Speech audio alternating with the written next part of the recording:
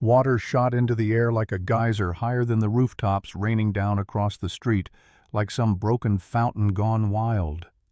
I remember standing there soaked to my ankles, watching the chaos unfold, and then hearing her voice cut through it all.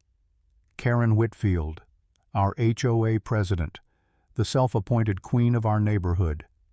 And that day she tried to have a fire truck towed in the middle of an emergency. Yeah, you heard me right, of our fire truck. And 10 minutes later she was the one in handcuffs.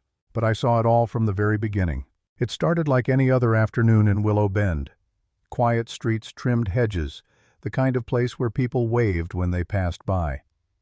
You could almost forget that we lived under the watchful eye of Karen Whitfield until you crossed one of her precious HOA rules. Karen ran our neighborhood like a military base. She carried that clipboard everywhere, always looking for someone to cite. The wrong shade of mailbox paint. Warning letter. Trash can left out for 5 minutes past collection time. $50 fine. She believed she was protecting the integrity of the community, but really she just loved control. That day, a construction crew hit an underground pipe right at the end of the cul-de-sac. One wrong dig and boom, a hydrant burst open like a cannon. Water shot across lawns, flooding driveways, soaking mailboxes. Within minutes, half the street was underwater. I ran outside with the rest of the neighbors trying to make sense of it.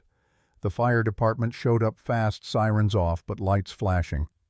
They parked the truck right in the middle of the street, rolled out hoses, and started working to stop the flooding before it hit the electrical boxes. It was all happening so fast, and nobody complained. Nobody except Karen. I spotted her the moment she stepped out of her house, heels clicking through the puddles, phone already in hand, that HOA badge clipped to her blouse like she was law enforcement.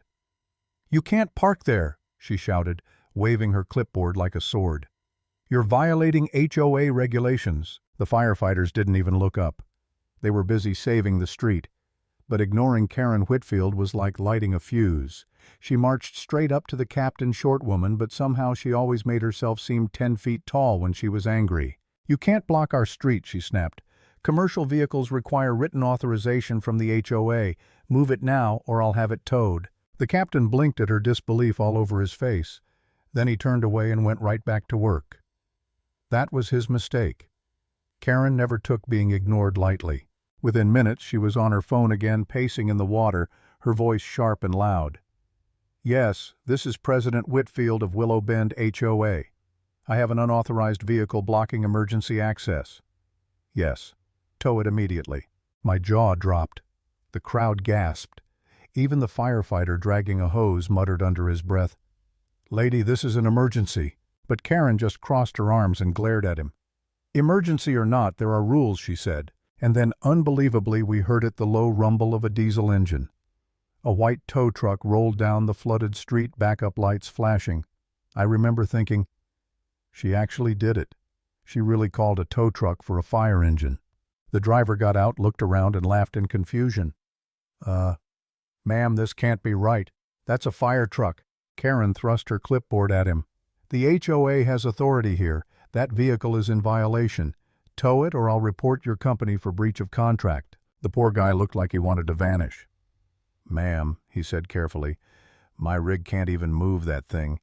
It's chained down, and—" "Then call another?" She cut him off, her voice echoing across the street. "Bring 3 if you have to. That truck is leaving now." Neighbors started filming. I heard someone yell, "Karen, are you out of your mind? They're trying to stop the flood." But she didn't care. Rules were her religion, and she'd rather drown in her own bylaws than admit she was wrong. The fire captain finally had enough. He marched over water, sloshing around his boots. "Ma'am, step aside before you're arrested for obstruction," he barked. Karen didn't even flinch. "You don't scare me," she said. "You answer to the law, and this neighborhood has rules." That's when the captain quietly reached for his radio. A few minutes later, a police cruiser rolled up, lights flashing softly through the spray. The officer stepped out, surveying the chaos, flooding hoses, firefighters yelling, and Karen standing there like a general in a war she invented. She wasted no time. "Officer," she said, waving her papers, "arrest them. They're trespassing and damaging HOA property." The officer blinked. I swear for a second I thought he was going to laugh. but he kept his cool. "Ma'am," he said calmly, "this is an active emergency scene. You need to step back." Karen's face turned red, bright, furious red. "No, the only emergency here is that these people think they can ignore the rules. You're obligated to enforce the law. The fire department is the law." "Right now," the officer said, his tone patient but firm. "They're authorized under state code to access any roadway during an emergency." Karen's voice went up another octave. "Then I'll file a civil complaint against all of you. The HOA has rights, and I will not let outsiders trample them." The officer raised his hand. "Ma'am, please." But she spun on her heels, stomping toward the fire truck. Before anyone could stop her, she bent down, grabbed one of the thick hoses, and yanked. "Ma'am, let go of that," a firefighter shouted. She didn't. She pulled harder. The hose jerked violently, the water pressure shifting. A geyser of spray burst sideways, drenching her head to toe. She slipped but caught herself, mascara streaking down her face as the fire captain lunged forward to wrestle the hose back under control. The crowd gasped. Phones were everywhere now. I felt my heart pounding. I knew this was going to end badly. The officer rushed in, grabbing her arm. "That's enough. You're interfering with emergency operations." Karen twisted away, screaming, "Don't touch me. I know my rights." The tow truck driver threw his hands up. "I'm out of here," he muttered, climbing back into his cab. He floored it through the puddles, disappearing around the corner. Karen stood there shaking, soaked and furious. And for a split second, I almost felt sorry for her. Almost.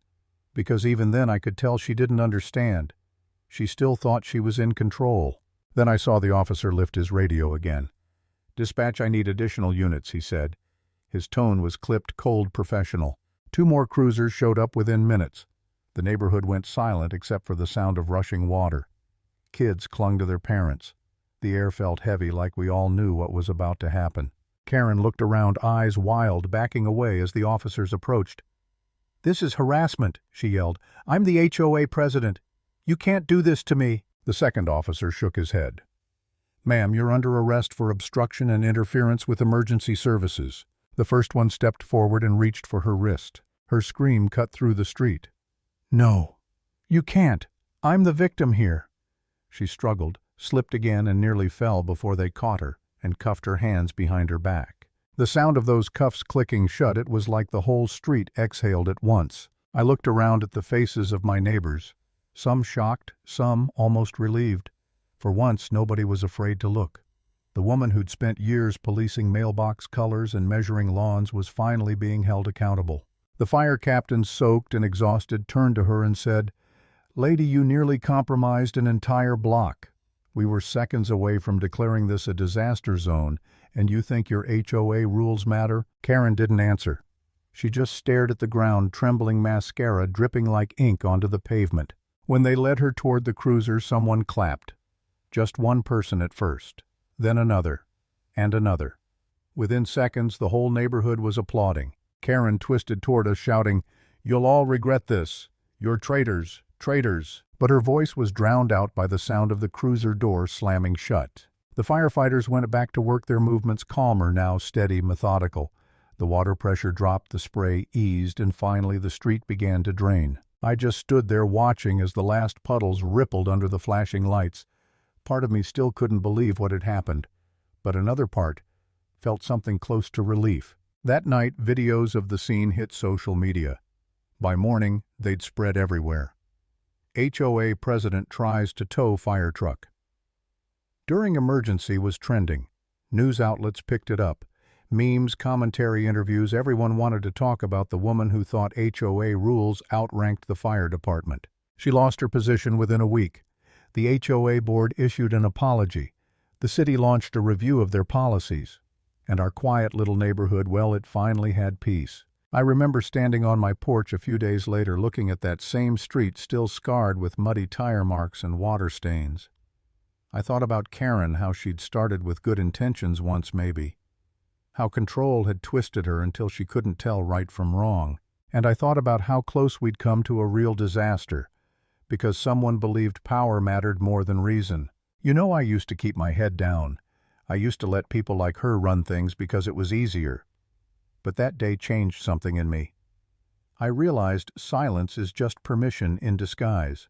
When she screamed that the HOA was the law, I saw what happens when authority goes unchecked. Karen Whitfield learned it the hard way. And the rest of us, we learned that nobody, not even an HOA president, is above the law.